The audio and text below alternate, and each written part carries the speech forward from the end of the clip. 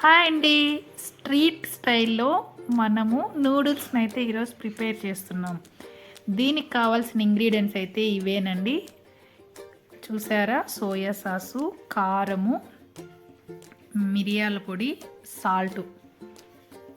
తర్వాత అయితే మొత్తం కట్ చేసుకున్న వెజిటేబుల్స్ అయితే చూపిస్తాను. నూడిల్స్ అయితే ముందుగా ఉడకబెట్టుకొని సాల్ట్ వేసి ఇలా పెట్టుకొని ఉండాలండి. మనం ఇలా తీస్తే కూడా చేతికి అంటుకోకున్నట్టుగా ఉండాలి. ఒక 75% నూడిల్స్ని అయితే ఉడకబెట్టుకొని పెట్టుకోవాలి. కావాల్సిన ఇంగ్రీడియంట్స్ అయితే పచ్చిమిర్చి, ఆనియన్, కరివేపాకు, క్యాప్సికము, క్యారెట్, క్యాబేజ్ అండి. అంతే కావాల్సిన ఇంగ్రీడియంట్స్.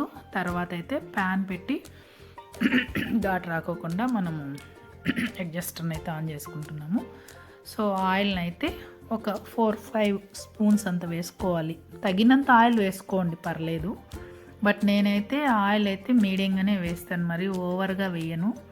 సో ఎందుకంటే మళ్ళీ ఆయిల్ ఎక్కువ వేసుకోవడం వల్ల ఇబ్బంది పడతాం కదా, అందువల్ల కావాల్సిన ఇంగ్రీడియంట్స్ అయితే ఇవేనండి.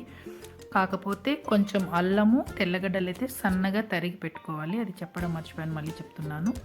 ఫస్ట్ ఆయిల్లో మనము పచ్చిమిర్చి వేసుకోవాలి. ఎందుకంటే పచ్చిమిర్చి వేసుకోవడంలో కొంచెం దాని ఘాట్ అనేది తగ్గుతుంది. ఆయిల్లో బాగా డిప్ అయిన తర్వాత మంచి ఫ్లేవర్ కూడా వస్తుంది. కాబట్టి ఫస్ట్ ఆయిల్ వేసినట్లు పచ్చిమిరపకాయ వేసుకోవాలి. ఆ తర్వాత అయితే ఆనియన్ వేసుకున్నాను.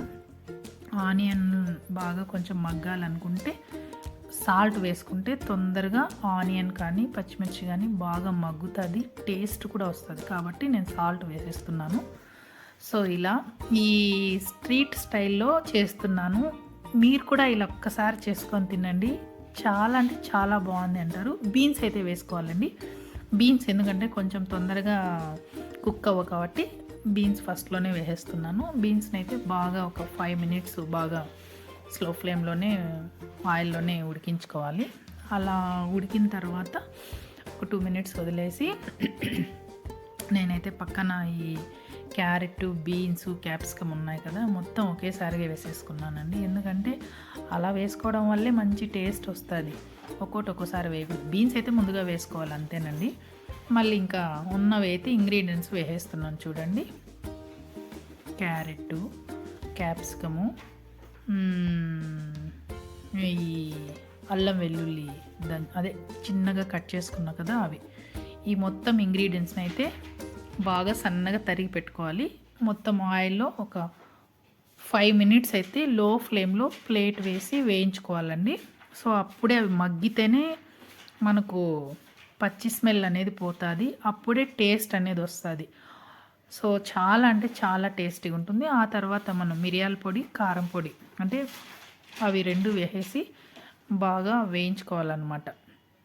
పొళ్ళు అయితే లాస్ట్లో వేసుకోవాలి, ముందుగా వేసుకుంటే ఘాట్ వస్తుంది, టేస్ట్ ఉండదు. సో ఉడికించుకొని పెట్టుకున్న నూడిల్స్ని అయితే వేసేసుకున్నాను. సో ఈ సోయా సాస్ని అయితే డార్క్ సోయా సాస్ని అయితే వాడుతున్నాను. ఇది చాలా బాగుంటుంది, ఎవరైనా ప్రిఫర్ చేసుకోండి. చాలా అంటే చాలా ఎమ్మి టేస్ట్ అండి. ఇది వేయడం వల్ల కలర్నెస్ వస్తుంది, టేస్ట్నెస్ వస్తుంది, చాలా బాగుంటుంది. సో నాకైతే చేసిన తర్వాత ఇది సెకండ్ టైం నూడిల్స్ చేస్తున్నాను. ఎంత మంచిగా అనిపించాయంటే అంత మంచిగా. బయట తిన్న ఫ్లేవర్ కన్నా ఇంట్లో చేసుకుంటే ఇంత టేస్ట్గా కుదురుతాయా అన్నది నాకే అయితే వండర్ఫుల్గా నచ్చేసాయి. చాలా అంటే చాలా బాగున్నాయి. ఇలా పిల్లలకి చేసి పెడితే స్నాక్స్ లాగా చాలా బాగా తింటారు. బయట ఆయిల్స్ అంటే ఏమంటే వాడుతుంటారు. సో మనమే చేసి పెడితే పిల్లలకు చాలా బాగా తింటారండి. మనం కూడా తినొచ్చు. చాలా అంటే చాలా బాగుంటాయి. ప్లీజ్ నా ఛానల్ ఎవరైనా సబ్ చేసుకోండి. ఇలాంటి కుకింగ్ స్టైల్ వీడియోస్ అయితే మరికొన్ని కావాలనుకుంటే లైక్ చేసి, షేర్ చేసి, కామెంట్ చేయండి. ఇలా చేసుకోవడం వల్ల పిల్లలైతే హ్యాపీగా తింటారు. సింపుల్ అండ్ రెసిపీతో చేసుకోవచ్చునండి. చూసారా ఎంత బాగున్నాయి, కలర్ఫుల్గా ఉన్నాయి కదా, చూస్తుంటే నోరు ఊరుతుంది కదా, మీకు కూడా తినాలనిపిస్తుంది కదా. సో మరి ఎందుకండి లేటు, ఇలా కావాల్సిన ఇంగ్రీడియంట్స్ తీసేసుకొని నూడిల్స్ని అయితే మార్కెట్లో దొరుకుతాయి, తెచ్చేసుకునేసి ఉడకబెట్టుకునేసి పక్కన పెట్టుకునేసి కావాల్సిన ఇంగ్రీడియంట్స్ మొత్తం వేసేసుకొని చేసేసుకోవడమే.